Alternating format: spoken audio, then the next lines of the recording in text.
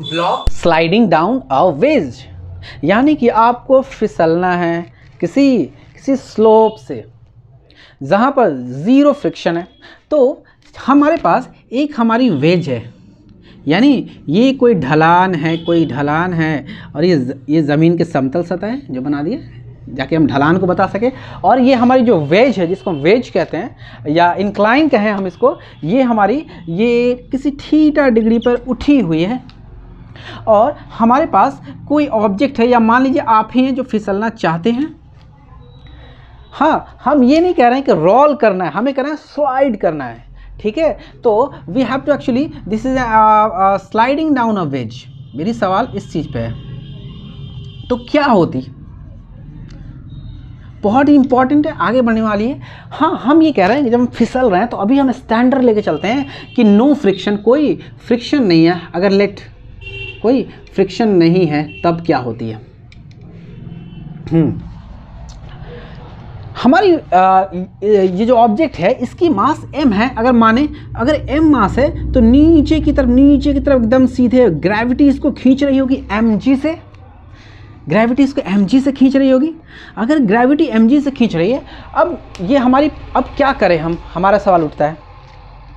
अच्छा, हम कोई एक आसान सा तरीका देखते हैं। आसानी यह है कि ये हमारा एक प्लेन है वेज का, ये जिस पर ये फिसलना है इस चीज़ को, तो मैं इसको एक्स एक्सिस मान लेता हूँ और इसको एकदम, इसके जो परपेंडिकुलर है, इसको जो एकदम परपेंडिकुलर है, इसको वाई एक्सिस मान लेता हूँ।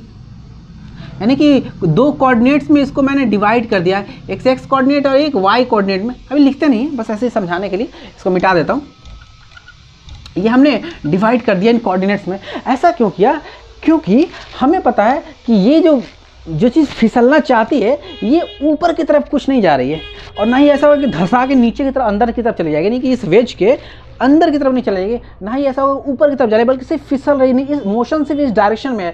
तो अगर से हम इसको x मान लें, उसके परपेंडिकुलर को y मान लें, तो हमारे लिए आसानी हो जाएगी। ये कैसे हो जाएगी देखते हैं। अगर ये mg है, ये उठा दिया, यानी कि अच्छा ये अगर नीचे गिरा हुआ रहता, ये क्या किया, उठा दिया। जितना उठाएंगे तो अगर नीचे गिरा हुआ था तो mg ऐसे रहता, तो ये उठाया तो mg उसके मुकाबले में ऐसे नीचे आ गया, यानी ये ऐसे रहता। अगर ये नीचे रहता तो ये, यानी ये इतना उठाया उतना ही mg नीचे गिरा। ये कुछ ऐसा है कि ये ऐसा है और मैंने उठाया जितना उठाया उतना ही नीचे जा रहा है, यानी कि ये जो थीटा है, ये जो एंगल है, ये यही एंगल है। तो अगर ये mg है तो इसको हम mg cos थीटा कह सकते हैं क्या? क्योंकि लगभग ये देखने में लग रहा है कि देखो ये बेस है, लगभग ये देखने में लग रहा है अगर ये थीटा माने तो ये लग रहा है बेस है, बेस की तरह एक्ट करेगा। ये 90 का परपेंडिकुलर डाल देता हूँ तो ये वाली फोर्स की डायरेक्शन, इसको मैं तोड़ देता हूँ इस फोर्स को, यानी ये वाली डायरेक्शन mg cos थीटा की हो जाएगी और एक डायरेक्शन इधर की तरफ हो जाएगी जो mg sin थीटा हो जाएगी। क्योंकि अगर ये वाली पोजीशन cos थीटा है तो ये वाली sin थीटा होगी, तो यही वाली sin थीटा इधर मैं दिखा रहा हूँ, तो this is mg sin theta.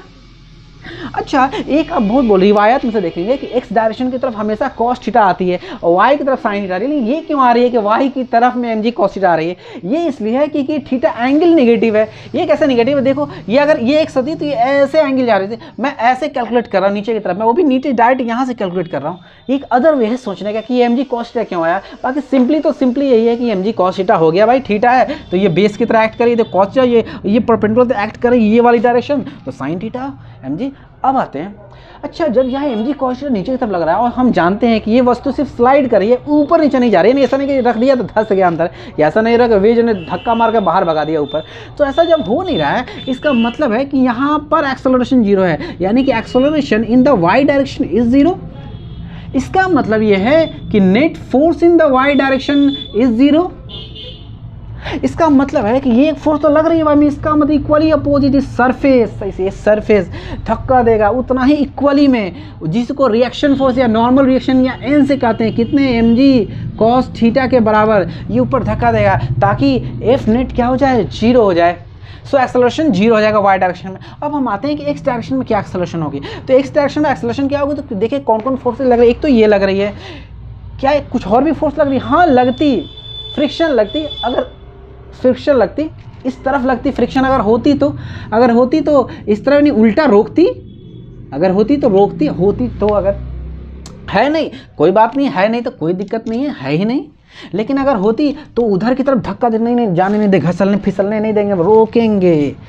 तो हाँ, लेकिन हमारी mg sin थीटा वो देखते हैं हम, अगर जितनी ज़्यादा होती कम होती, कहाँ नेट फोर्स होता है, इक्वल हो जाता है कि ज़्यादा होता है, जिस तरफ भी होता नेट फोर्स उधर की तरफ में एक्सेलरेशन हो जाती। क्यों? क्योंकि F इक्वल टू ma, जो डायरेक्शन ऑफ फोर्स होगा वही डायरेक्शन ऑफ एक्सेलरेशन होगा, और नेट फोर्स जहाँ होगी वहाँ एक्सेलरेशन होगी, नेट फोर्स जीरो होगी, एक्सेलरेशन जीरो हो जाएगी। तो अब यहाँ नेट फोर्स F इधर की तरफ है, यानी कि ये वाली है जो कि एक्ट करेगी, यानी कि हमारी एक्सेलरेशन क्या हो जाएगी, तो हमारी फोर्स तो ये है, यानी फोर्स एक्स डायरेक्शन में क्या है, mg sin थीटा हो गया, तो एक्सेलरेशन क्या हो जाएगी, F बाई एम, तो यानी कि mg sin theta by m, यानी m से m कट गया, यानी कि एक्सेलरेशन क्या हो गई हमारी, g sin theta is the acceleration. This is what we have to understand. हमारी वक्त अभी 5 मिनट कुछ सेकंड्स हुई हैं, तो अब कंटिन्यू करेंगे कि अब ये इंपॉर्टेंट चीज़ देखते हैं कि ये mg sin थीटा हमारी एक्सेलरेशन से ये नीचे जा रही होगी, अगर थीटा डिग्री पर उठाई हुई है, यानी कि अगर ये थीटा अगर डाउन हो जाती है, यानी कि स्लोप नीचे गिरा देते, तो जल्दी नहीं गिरती है। तो देखने से लग रहा है, दिल ही में बात आ रही है इंट्यूटिवली, कि अगर थीटा नीचे कम होती तो ज़्यादा तेज़ी से नहीं गिरती, एक्सेलरेशन ज़्यादा नहीं होती, यानी कि थीटा कम होती, यानी कि ये साइन यही है ना, साइन इसे कहते हैं ना, तो साइन ये 1 है, ये 0 है, तो यहाँ से यहाँ के देखो ये थीटा बहुत कम एंगल यहाँ पर है, तो एकदम कम है, तो ये वैल्यू कम हो अगर होगी तो इनटू जी मल्टीप्लाई करेंगे तो ये एक्सेलरेशन कम हो जाएगी, है ना। तो इसका ना थीटा डिक्रीज करेंगे तो एक्सेलरेशन भी हमारी डिक्रीज कर जाएगी। बॉडी की एक्सेलरेशन, यानी कि एक्स एक्सिस वाली एक्सेलरेशन ये एक्चुअली है, क्यों? क्योंकि ये एक्स एक्सिस वाली फोर्स की हम बात कर रहे हैं, अभी वाई एक्सिस वाली वैसे भी नलिफाइड है, कोई फोर्स ही नहीं है, इसलिए मैंने जनरल कंडीशन में सिर्फ एक्सेलरेशन ही लिख दिया, एक्स नहीं लिखा, क्योंकि वाई की यहाँ कोई बात ही नहीं है अभी।